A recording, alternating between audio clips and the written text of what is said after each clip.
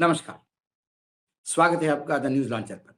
मैं हूं अशोक वानखड़े, लेकर आया हूं आपका अपना कार्यक्रम द एक्स-रे। एक बड़ी खबर और ये खबर अमेरिका और चीन को लेकर है।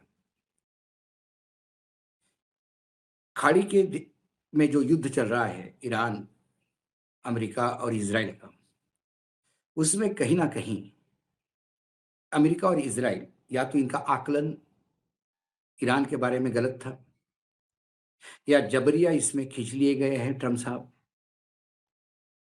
ट्रम्प साहब को अपने घर में भी बहुत विरोध झेलना पड़ रहा है।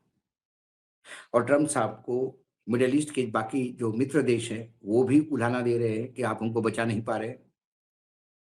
इज़राइल अपने जीने-मरने की लड़ाई लड़ रहा है और ईरान अपने जीने-मिलने की।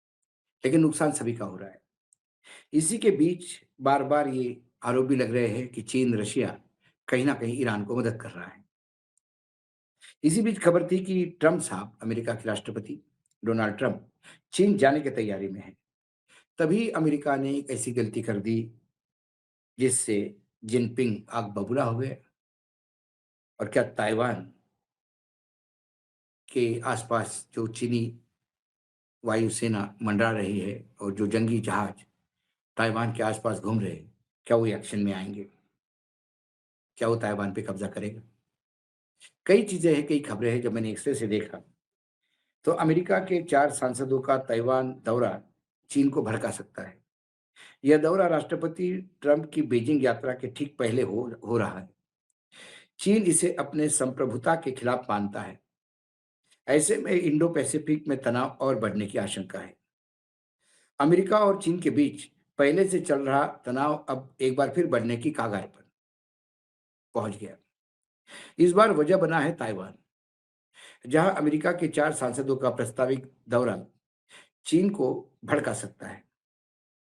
यह दौरा ऐसे समय हो रहा है जब अमेरिकी राष्ट्रपति डोनाल्ड ट्रंप अगले कुछ सप्ताह में बीजिंग जाकर चीनी राष्ट्रपति शी जिनपिंग से मुलाकात करने वाले हैं। रिपोर्ट के मुताबिक अमेरिकी प्रतिनिधिमंडल में डेमोक्रेट और रिपब्लिक दोनों पार्टियों के सांसद शामिल हैं। इस टीम में जिन शाहीन, जॉन कर्टिस, थॉमस लिटिस और जैकी रोशेस शामिल हैं। इनका मकसद एशिया में अमेरिका के सहयोगियों को ताइवान, जापान और दक्षिण कोरिया के साथ संबंधों को मजबूत करना है। लेकिन इस दौरे का सबसे संवेदनशील हिस्सा ताइवान है। चीन ताइवान को अपना हिस्सा मानता है और किसी भी विदेशी राजनीतिक दौरे को अपनी संप्रभुता के खिलाफ मानता है। ऐसे में अमेरिकी सांसदों का ये दौरा सीधे तौर पर चीन को चुनौती जैसा माना जा रहा है। असल में ताइवान लंबे समय से अमेरिका और चीन के टकराव के बीच सबसे बड़ा मुद्दा रहा है। अमेरिका ताइवान को एक लोकतांत्रिक सहयोगी के रूप में देखता है और उसे सैन्य और आर्थिक समर्थन देता है। जबकि चीन इसे वन चाइना पॉलिसी के तहत अपना हिस्सा बताता है और जरूरत पड़ने पर बल प्रयोग की भी बात करता आ रहा है। इस दौरे का टाइमिंग इसे और ज्यादा संवेदनशील बना रहा है।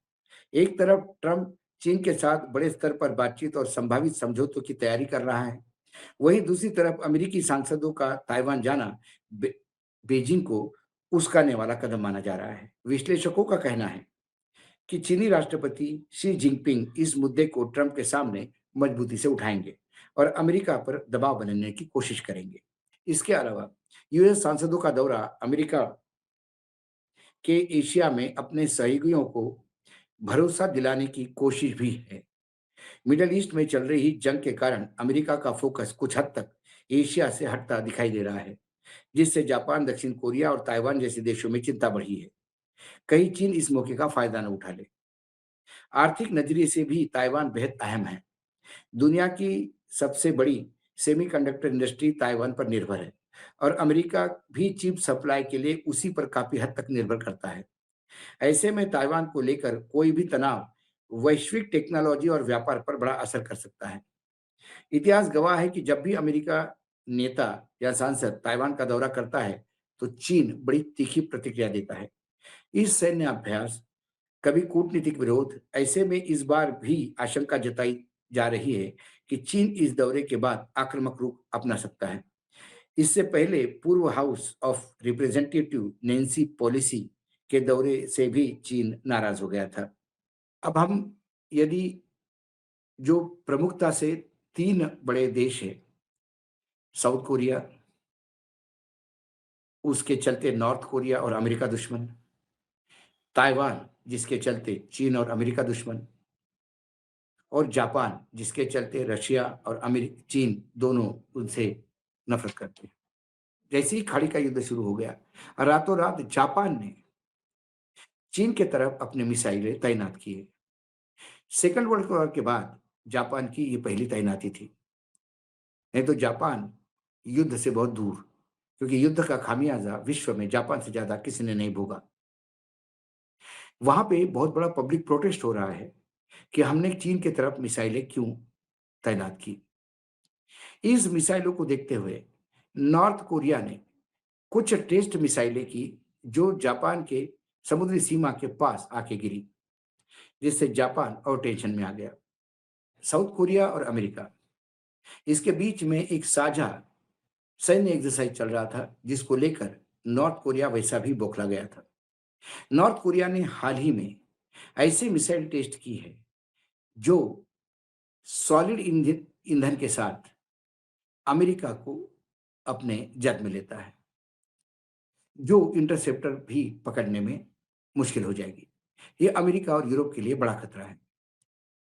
इसी बीच चीन ने ताइवान की तरफ अपने 16 जंगी जहाज और 11 से 19 फाइटर जेट भेज दिए, जो ताइवान के आसपास मंडरा रहे हैं।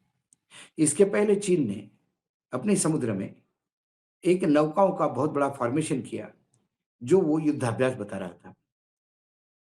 लेकिन सबसे बड़ी बात है कि एक जंगी जहाज, जिसमें 3,500 मरीन तैनात थे, वो जापान और ताइवान के बीच में गश्त डालता घूमता रहता था, जिससे कहीं न कहीं ताइवान और जापान को ये भरोसा था कि हमारे लिए अमेरिका का एक बहुत बड़ा युद्धपोत वहाँ पे घूम रहा है।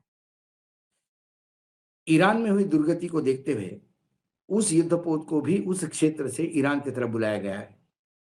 तो अब जापान, ताइवान ये बिना सिक्योरिटी के वहाँ है, और चीन ने वहाँ एडवांस किया है।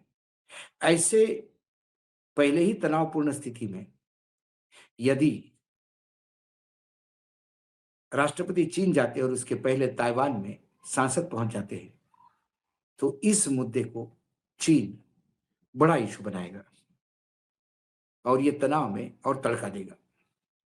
कुल मिलाकर ट्रंप के जाने के बाद भी सांसद जा सकते थे, लेकिन उनका दौरा पहले होगा, इससे ट्रंप की चाइना की विजिट में ट्रंप की किरकिरी होना तय है। और चाइना एक ऐसा देश है जो हमेशा अमेरिका को हेड ऑन लेते आ रहा है, सीधा टकराव की स्थिति में आता है और टकराव करता है। कुल मिलाकर अपने देश में भयानक विरोध झेल रहे ट्रंप, एप्स्टीन की तलवार सर पे है। इस युद्ध में जो कामयाबी मिलनी चाहिए थी वो नहीं मिल रही, कैजुअल्टीज हो रही है। साथ ही मित्र देश जितने भी हैं, वो त्राहिमाम त्राहिमाम कर रहे हैं। वो अमेरिका को कोस रहे हैं कि उनके अमेरिका के कमजोरी के चलते ही ईरान उनको ठोक रहा है। अमेरिका स्वयं का ही रक्षण नहीं कर पा रहा है, तो इनका क्या करेगा? इसी के बीच Taiwan, Russia, Japan, South Korea, North Korea, ये जो एक समूह है, इसमें भी इन सांसदों के जो प्लान है जाने का ताइवान, उसे तड़का लगा दिया। कुल मिला के मुझे ट्रंप बहुत दयनीय स्थिति में दिखाई देते हैं। आज एक सिर्फ में इतना ही। कल फिर आता हूँ किसी विषय के साथ। तब तक के लिए नमस्कार। देखते रहिए न्यूज़ लॉन्चर।